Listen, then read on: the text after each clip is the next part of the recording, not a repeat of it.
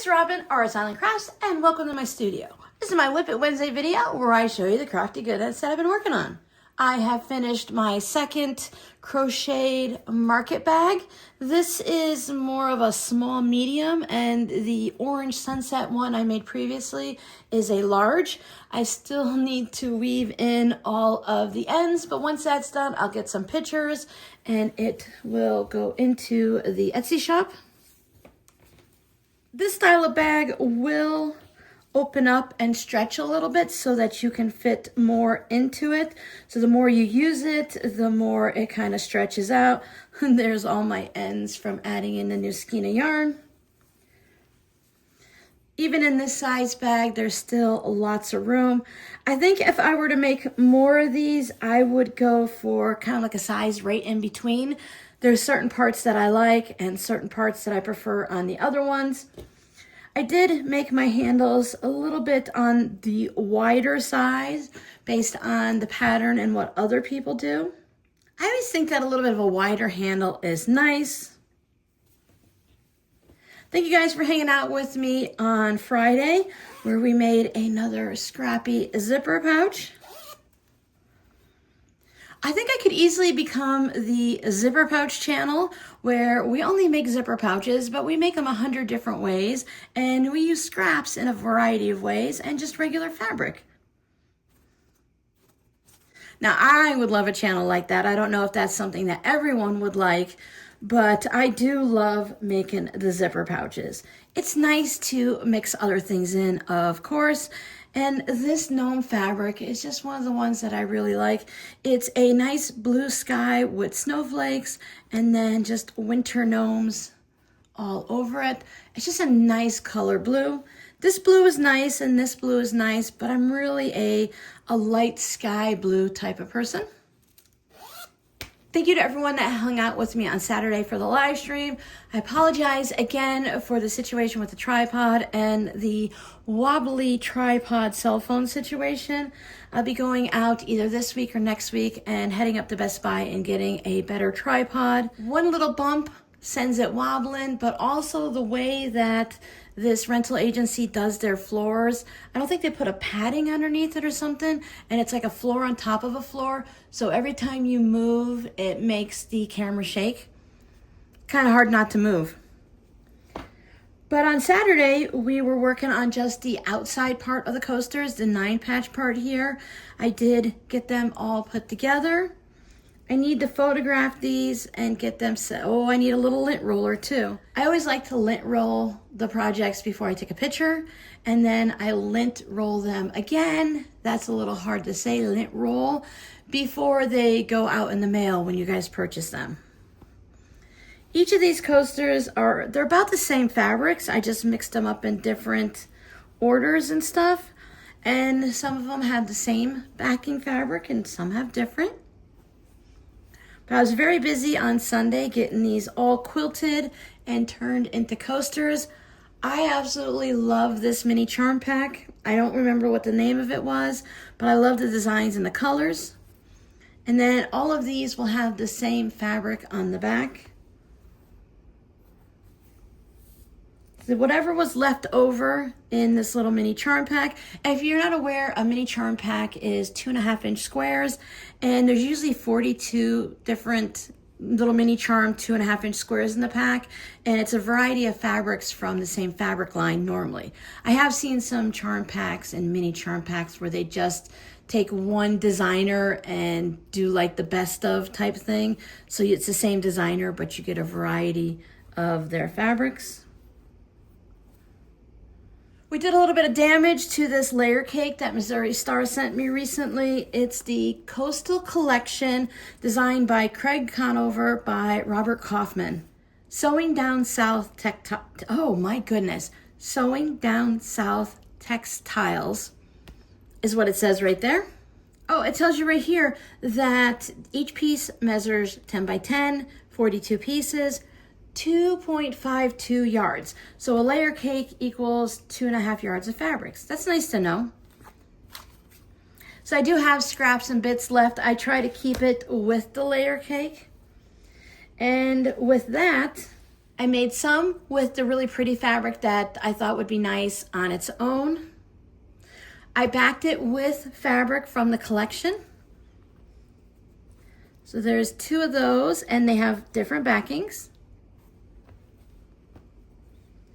There was a few different crabs. I made some 4 patches.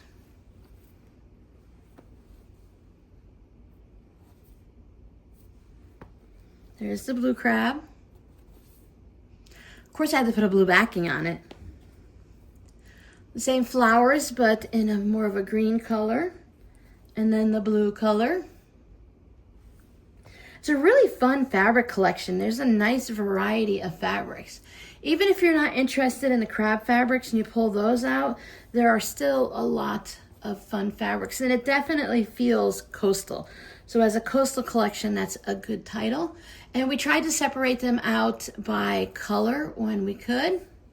I say we because on the live streams, we talk about where I should put things and how they should go. Now, of course, I had to choose the backing fabrics myself.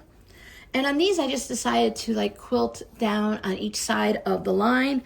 And on the single ones, I just did an X down or a cross down the center to kind of mimic the seams right here. 9 patch.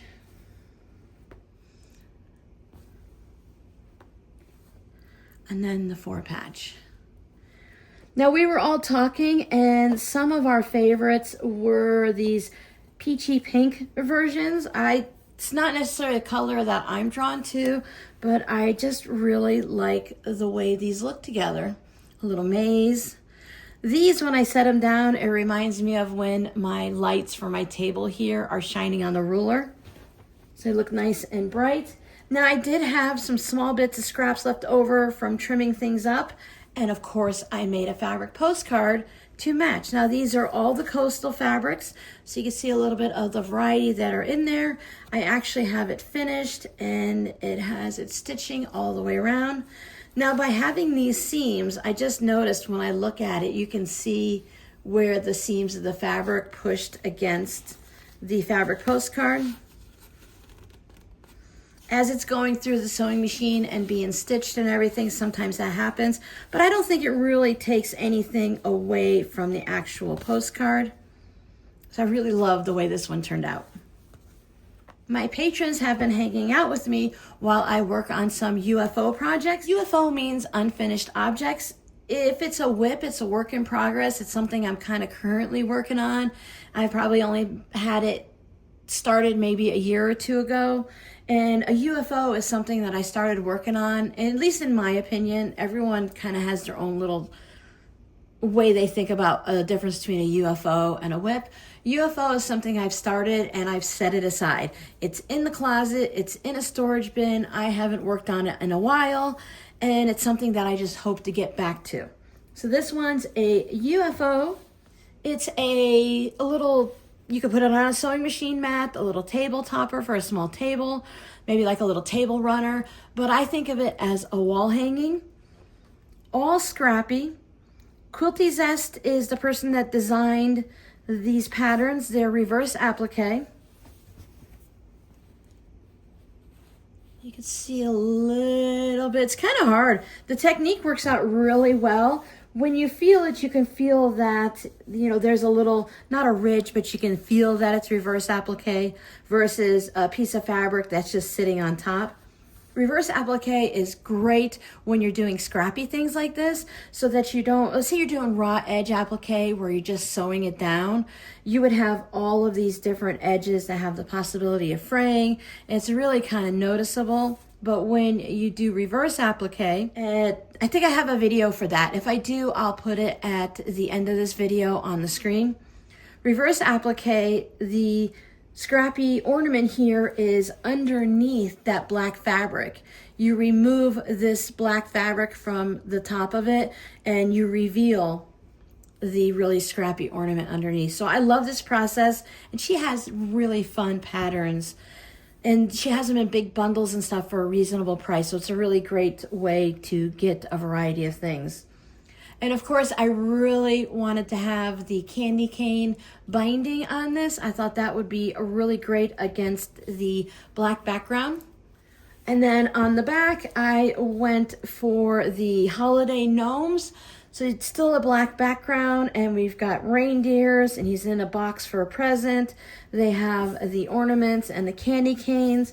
So I thought this with the snowflakes and everything would be a really nice backing to go with the front. So this is already in the shop, and if anyone's interested, you can go ahead and find it there and purchase it. This one is also in the shop already, so if you want a little zipper pouch, and it does stand up, it has that boxed bottom to it. It's quilt batting, and it only has just a little bit of quilting on it, so it's a very soft and flexible pouch, so you could just kind of scrunch it up and put it in a suitcase or in a bag if you need to. And this one folds up super nicely because of the way I just did a very simple quilting on either side of the seam allowance in both directions, and it just allows it to be folded up and stored nice and flat. When I was looking for the UFO project to work on with my patrons, I came across a small little sandwich Ziploc baggie of these scraps. These were strips that were left over from when I did a flying geese project with my patrons. It was from a charm pack. It's called Dots and Plaids, or Plaids and Dots. I thought it had a nice autumnal look to it in the colors, so I pulled it out. The strips were 2.5 by 5 and 2.25 by 5. I just cut them all down to 2.5 inches. Just cut that 5 inches in half, and I went with this patchworky, checkerboardy type look. They are different widths, so I couldn't just put them anywhere. I just needed to make sure they were all lined up. And you can see the difference because on this one, I lined them up this way versus that way. So I have this zipper pouch. Now everyone has the same fabric on the back.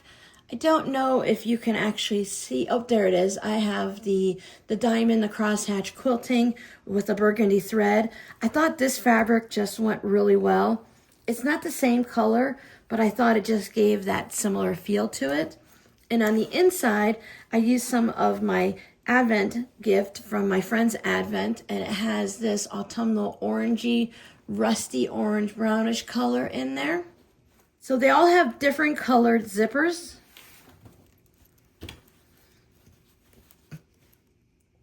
I was really happy to use this plummy colored one, maybe a mauve. I'm not really sure what that color is. It's a purple, but I don't get to use those colors very often unless I'm doing some type of an autumnal project. So I thought that worked out really nice. And they all have that same burnt orange fabric in there. Sometimes things just work out really well. So everything came from my stash. Granted, I buy the zippers in bulk, but now it's part of my stash. So everyone, I had the zippers, and I had already had these scraps. I had maybe half a yard, if that, of the polka dot fabric. And then I think my friend bought me like a 1/4 yard or half a yard of that burnt orange. So everything was here in the house, ready to go. I could just pull it all out, work on it, and now I have these that they should be in the shop by the time you see this video. I have a lot of items to photograph and get them listed, but I'm going to do my best to make sure they're in the shop for Wednesday when you see the Whip It Wednesday video. I think it's fun that these are coastal, oceany sea colors, and so is the little crocheted market bag over there. And everything else fits into the seasonal time for this last part of the year. A nice little mix of everything.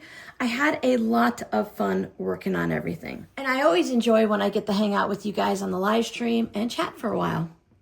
You can always watch the replays. I have them in the live stream playlist, or you should be able to just go to my channel and it'll show something like, videos, live, shorts, and stuff like that. So you can always find them that way also. So let me know down below in the comments, your scrappy word will be stash busting. Is anyone else working on busting their stash? The Christmas coasters and the Halloween coasters were all made from leftover mini charm squares, leftovers from a charm pack, Oh, obviously the mini quilt is full of scraps, so that comes from the stash. These were newly acquired. That yarn was newly acquired, but even though this was newly acquired, I'm going to count this as a scrap buster. Doesn't matter what I count it as, but I'm not counting any numbers and keeping track of anything. Because we all know no matter how many scraps you use, your scrap stash is always going to be full. Same thing for me, I feel like with whips and UFOs, no matter how many I work on, there is always going to be a large number just waiting to be done. I don't know why I do that to myself. Sometimes I get sidetracked. I know for this one, I was working on, I think I wanted to do like a 9-patch wall hanging, and my patrons saw my candy cane blocks, but that would have only gave me 8. I still needed 1 more block to be made, and I thought it was a better idea, 1, to skip the wonky candy canes, and 2, to go ahead and just make it like this. I think this works out great as a mini quilt. So come on back next week and see what UFO busting I'm going to be doing with my patrons. You can always go over there and join us. I have several tiers for you to choose from. You can also sign up on my Patreon page to be a free member. And with that free membership, you'll see a random video pop up every now and then. I actually put one up recently. So if anyone is a free Patreon member over there, you want to pop over and see one of my most recent videos. I'm slowly easing into adding more videos in a variety of places, including Instagram, TikTok, Patreon, and of course here on YouTube. Friday's video is going to be that scrappy zipper pouch, the red one that I wasn't able to do on this one. And that tutorial is going to be a much faster tutorial. So if you want something more of a fast-paced tutorial, you'll be able to find that.